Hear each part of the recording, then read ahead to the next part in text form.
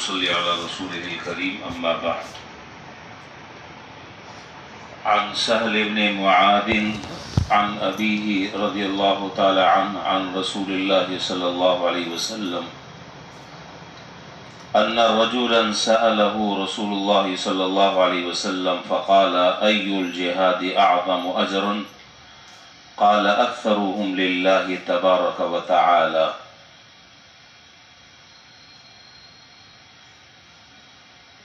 أكثرهم لله تبارك وتعالى ذكرا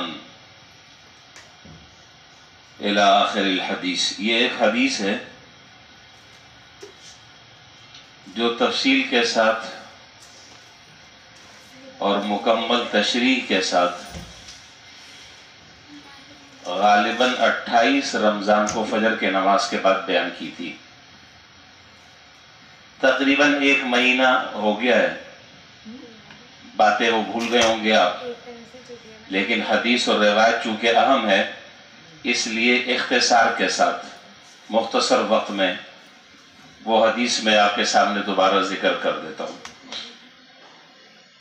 حضرت معاذ بن انس رضی اللہ تعالیٰ عنہ اپنے والد سے روایت یہ بیان کرتے ہیں کہ ایک شخص نے حضور صلی اللہ علیہ وسلم سے پوچھا کہ اللہ کے رسول، اجر کے اعتبار سے کون سا جہاد سب سے بڑا ہے؟ آپ نے فرمایا کہ جس جہاد میں اللہ تعالیٰ کا ذکر کثرت سے کیا جائے وہ اجر اور ثواب کے اعتبار سے بہت بڑا ہے۔ اس شخص نے عرض کیا کہ اچھا یہ فرمائیں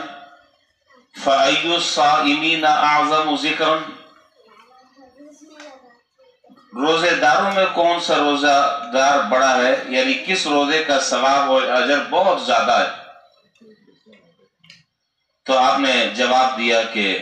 اکثرهم للہ تبارک و تعالی ذکرًا، اجر اور ثواب کے اعتبار سے روزے رکھنے والا وہ آدمی بہت بڑا ہے اللہ تعالیٰ کے نزدیک جو اپنے روزے کی حالت میں خوب اللہ تعالیٰ کا ذکر کرے۔ راوی کہتے ہیں کہ پھر اس شخص نے نماز سے متعلق پوچھا کہ سب سے اچھی نماز کون سی ہے، سب سے اچھی زکوٰۃ کون سی ہے، سب سے اچھا حج کون سا ہے، سب سے اچھا صدقہ کون سا ہے، سب سے اچھا، یہاں پر تو یہ روایت نہیں ہے، میں نے جو رمضان میں روایت ذکر کی تھی اس میں ایک جملہ یہ بھی تھا کہ سب سے اچھی عیادت کرنے والا کون ہے۔ تو آپ نے ان تمام کے تمام سوالوں کے جوابات میں ایک بات ارشاد فرمائی اور ہر سوال کے جواب میں آپ نے اسی بات کو دہرایا، بار بار اسی بات کا تکرار، بار بار اسی بات کو ریپیٹ کیا۔ وہ کیا کہ ان سب میں سب سے زیادہ بہتر اجر اور ثواب کے اعتبار سے وہ شخص بڑا ہے جو اللہ تعالیٰ کا ذکر کرنے والا زیادہ ہو۔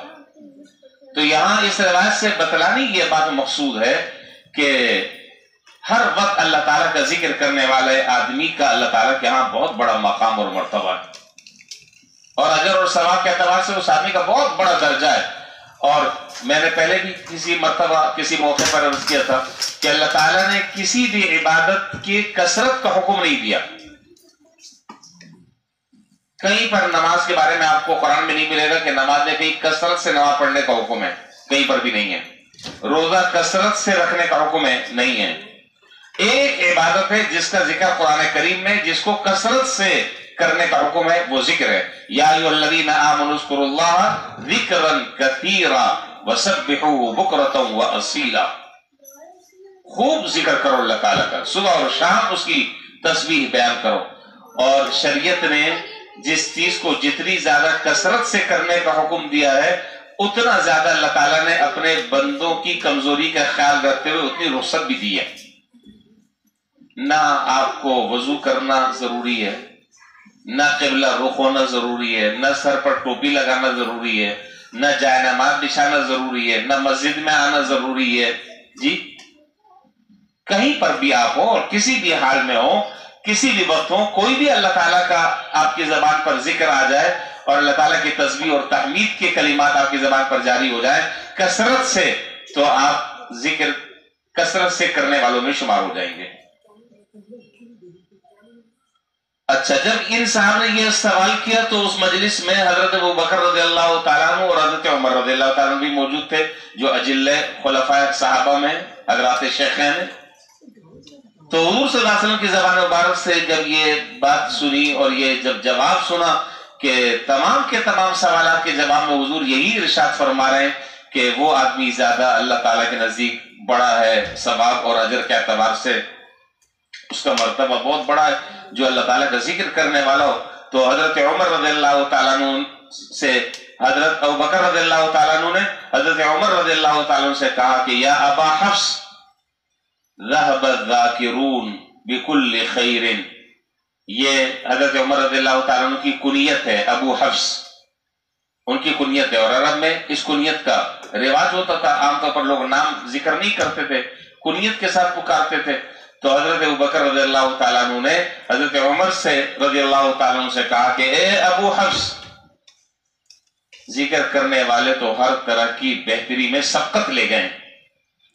ذکر کرنے والے تو ہر طرح کی بہتری میں اور خیر میں سبقت لے گئے۔ تو یہ سن کر حضور صلی اللہ علیہ وسلم بھی بیٹھے تھے، تو حضور صلی اللہ علیہ وسلم نے فرمایا کہ اجل، ہاں ہاں بات تو ایسی ہی ہے، اجل ہاں ہاں بات تو یہی ہے، ذکر کرنے والے سبقت لے گئے۔ بس خلاصہ بھائی یہ ہے کہ ہم بھی اس کثرت سے ذکر کرنے والے بندوں میں، اللہ کے نیک بندوں میں ہمارا بھی شمار ہو جائے، اور اللہ تعالیٰ ہمیں اس کی توفیق عطا فرمائے۔ جتنا وقت ہم دنیا کے کام دھندوں میں، تبصروں میں، مجلس آرائیوں میں جتنا وقت لگاتے ہیں، اگر اتنا وقت بیٹھ کر اللہ تعالیٰ کا ذکر کر لیا جائے تو نامہ اعمال میرا خیال ثواب سے بھر جائے، ثواب سے بھر جائے۔ اللہ تعالیٰ مجھے بھی اس کی توفیق عطا فرمائے اور آپ کو بھی اللہ تعالیٰ اس کی توفیق نصیب فرمائے۔ وآخر دعوانا الحمدللہ۔